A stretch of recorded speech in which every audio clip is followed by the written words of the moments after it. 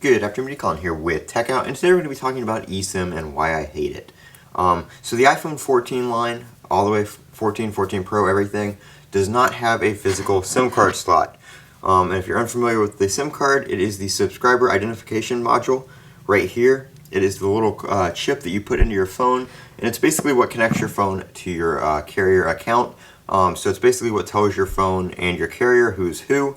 So if you have T-Mobile, you'll put a T-Mobile SIM card in. That SIM card is going to be attached to your account, and that's how your phone knows who you are.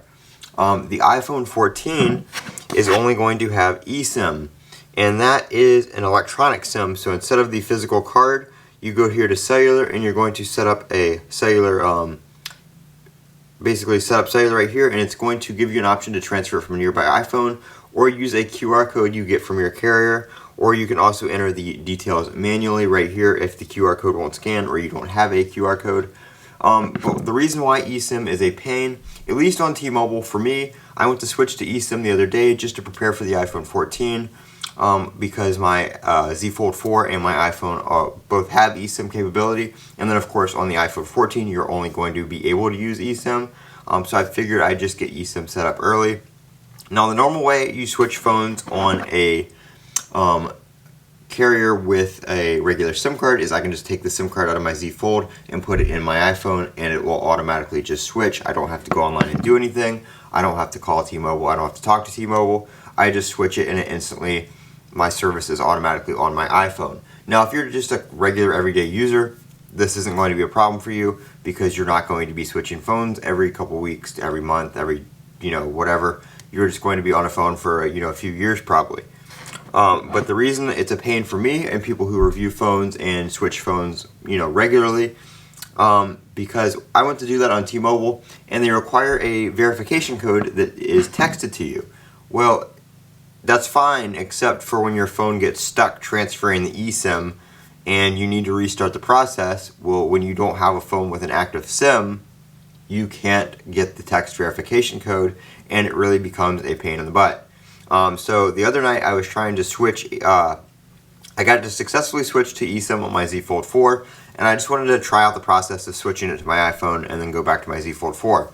Well, I was able to transfer service to my iPhone from my Z Fold 4 once I got the eSIM set up on there, transferred it to my iPhone, everything was working fine, tried it out for a few, went to switch back to my Z Fold 4, I got the text code on my iPhone, entered it on my Z Fold 4, and it said the process, could take up to 2 hours, which when I activated it on my Z Fold 4 and when I activated it on my iPhone, it took a couple minutes. It didn't take anywhere near 2 hours. I just had to restart the phone. So I went to go back to my Z Fold 4, and it was just in and out of searching and no service and T-Mobile and some 310, 252 carrier thing. Just back and forth between that. Would never get service. Restarted the phone a few times, nothing. Went on to T-Mobile, went to change the SIM again. It said it was in process, so I just waited. That went away, and then I came back and it said, that it didn't say it was done. It never told me that. It just let me try it again. So I tried to switch it back to the iPhone. The iPhone still had service. The iPhone was still showing. Half my account showed the Z Fold, half my account showed the iPhone was active. So I went back, I tried it again, iPhone was still active, nothing. So I deleted the SIM on my iPhone, deleted the SIM on my Z Fold 4, which was probably the mistake, to delete the SIM on both of them while it wasn't working right, because then I couldn't get any kind of text message verification or anything like that.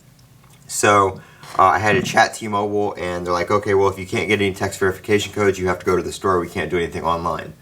This was like 2 in the morning. And I was leaving to go out of town the next day before the store was going to open. So I was like, well, I got to figure this out. Luckily, every time I get a phone from Best Buy, I usually get a T-Mobile SIM card with it, a physical SIM card. So I was able to reactivate a physical SIM card and use that again.